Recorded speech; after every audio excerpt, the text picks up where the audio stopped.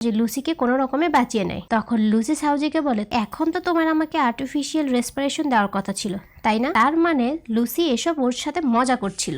এরপর সাউজি রেগে চলে যায়। পরের দিন লুসি সাউজির জন্য গিফটগুলো পাঠিয়ে দেয়। তারপর সাউজি সব জায়গাতেই লুসিকে খোঁজে, কিন্তু কোথাও খুঁজে পায় না। ওর তো পুরো কান্না করে দেওয়ার মতো অবস্থা। এরপর লিতাওয়ের বিয়ের দিন, আর সেখানে দেখা যায় লিতাও যাকে বিয়ে করছে সে হলো বাও।